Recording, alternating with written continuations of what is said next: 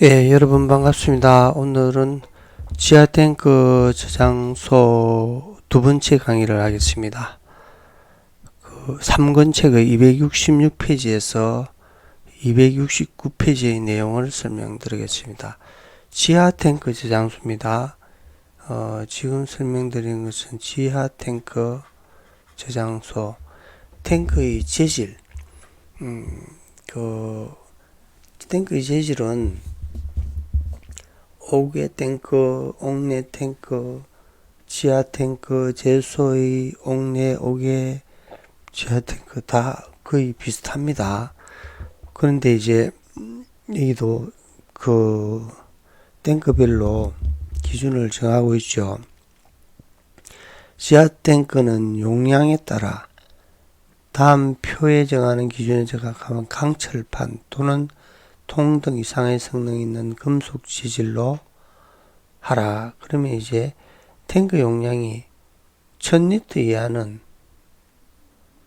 3.2mm짜리를 쓰죠. 이렇게 탱크 용량이 크면 클수록 강철판의 최소 두께도 이렇게 두터워집니다. 그리고 용접 방법도 완전 용입 용접 또는 양면 겹침 이염 용접으로 틈이 없도록 한다. 완전 용입 용접은 이렇습니다.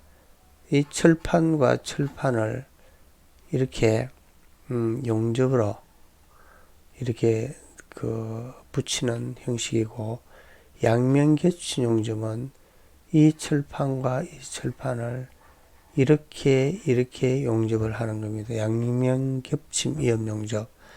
이 용접의 종류에 대해서는 218페이지에 특정 옥외 탱크 저장소의 용접에 대해서 설명하면서 그 한 페이지의 그림을 그래서 설명을 해놨습니다. 압력 탱크, 외의 탱크에서는 70kPa의 압력으로, 그리고 압력 탱크에서는 최대 상용 압력의 1.5배의 압력으로 각각 10분간 수압 시험을 실시합니다. 지하 탱크는, 그러니까 옥외 탱크는 충수 시험을 원칙으로 하죠. 이제 압력이 걸리는 탱크는 수압 시험을 하지만은 지하 탱크는 모두 수압 시험을 합니다. 그러니까 지하 탱크가 옥외 탱크보다는 이제 땅에 묻으니까 더 안전성을 요구한다고 해서 이제 수압 시험을 요구하고 있죠. 지하 탱크 성능 시험을 보면은 수압 시험 중에 압력 탱크, 외의 탱크, 여기서도 압력 탱크라는 것은 최대 상용 압력이, 이 최대 상용 압력이라는 것은 설비를 운영하면서 운영 중에 가장 높은 압력이 발생하는 압력을 최대 상용 압력이라 합니다. 최대 상용 압력이 46.10kPa 이상인 탱크는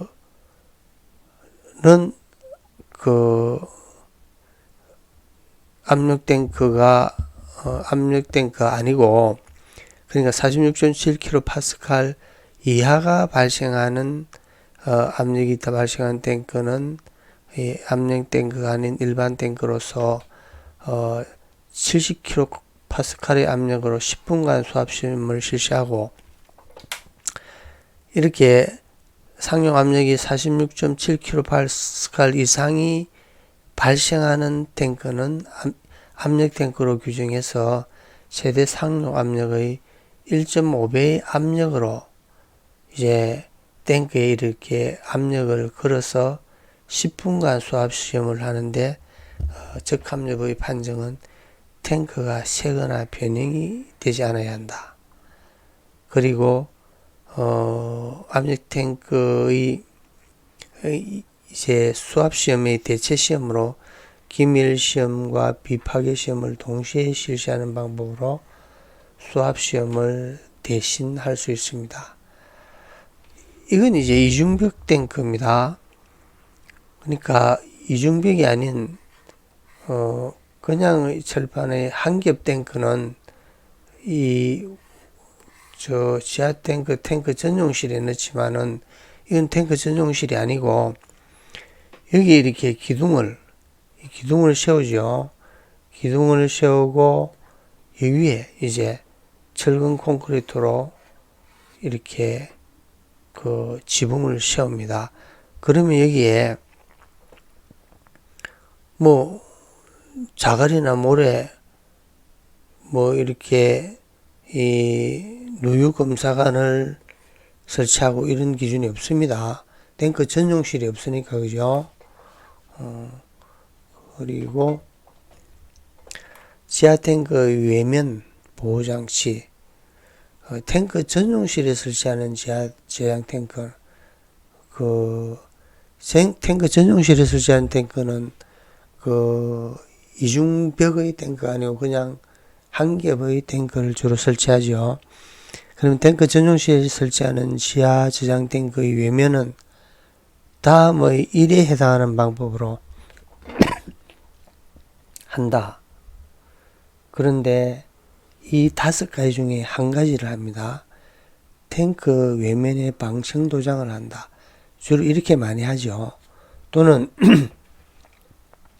탱크 외면에 방청제 및 아스팔트 룸 순으로 도장을 한 후 이렇게 2겹으로 해도 된다 이겁니다. 이게 다 이제 2겹 탱크의 기준 내용입니다.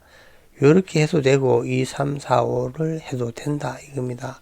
탱크 전용실에는 이중벽 탱크를 강요하지는 않습니다. 그런데 탱크 전용실 외의 장소에 설치하는 탱크는 이중벽 탱크를 요구하고 있습니다. 다음의 1에 해당하는 방법으로, 그러니까 1, 2, 3이죠. 여기 보면 이중벽 탱크의 기준이 있어요. 탱크 외면에 방청제 및 아스팔트 프라이머 순으로 도장을 한 후 아스팔트 루핑 철망 순으로 탱크를 피복하고 그 표면에 두께 2cm 이상의 이를 때까지 모타르를 도장한다.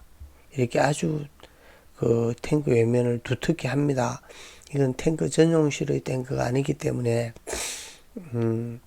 탱크가 그 누설되지 않게 그리고 이 녹슬지 않게 이제 그 아주 특이하게 요구를 하고 있습니다. 이게 또 이중벽으로 두께 1cm에 이를 때까지 교대로 실시 아스팔트 루핑 앤 피복을, 또 두께 2cm 이상에 이를 때까지 피복을 하죠.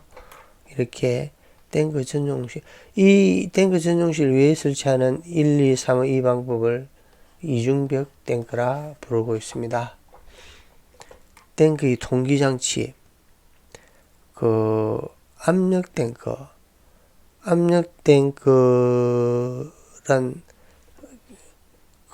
최대 상용 압력이 부압, 마이너스 압력이죠.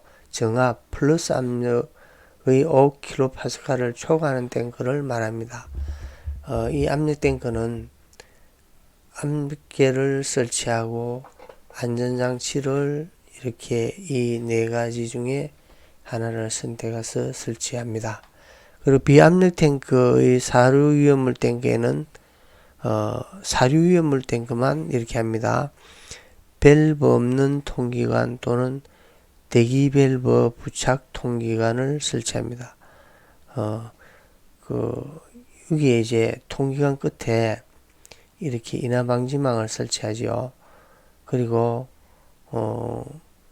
여기에 이제 여기서 45도 이상 이 90도 구부리는 거고, 이게 45도죠. 빗물이 들어가지 않게, 통기관을 통해서 탱크에 빗물이 들어가지 않게 45도, 이거는 90도 구부린 거죠. 밸브 없는 통기관의 기준은 우리가 오개 탱크나 옥내 탱크의 통기관의 기준과 같습니다. 통기관 이 내용들이 다 같습니다. 그리고 여기에 인하 방지망도 2년 전에 대폭 개정했죠. 인하점이 38도씨 미만인 위험을 저장하는 식업 탱크에 설치한 통기관에는 화염방지 장치, 그러니까 인하방지망이 아니고 인하방지망을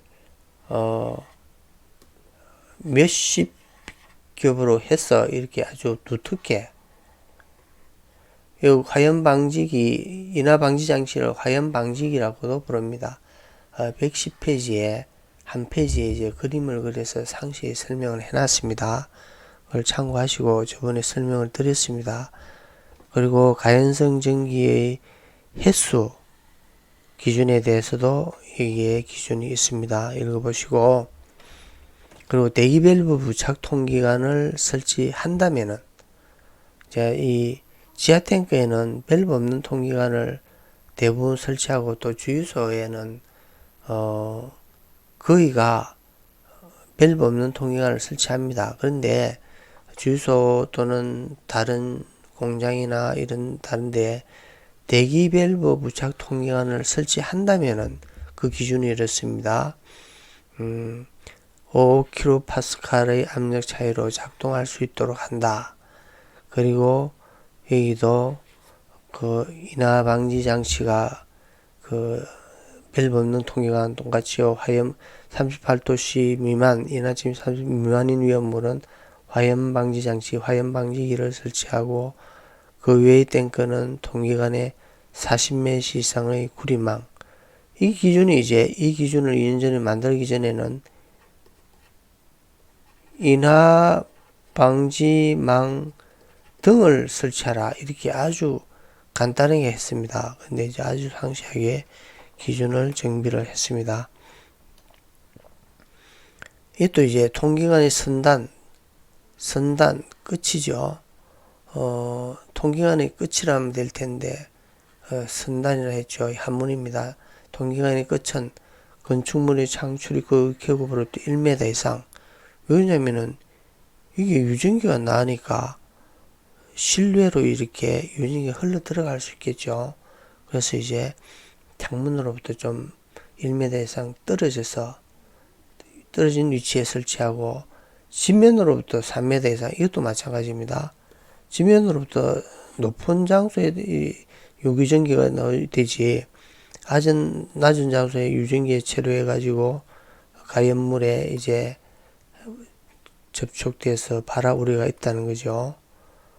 여기 이제 45도입니다. 그리고 요렇게 했다면 90도죠.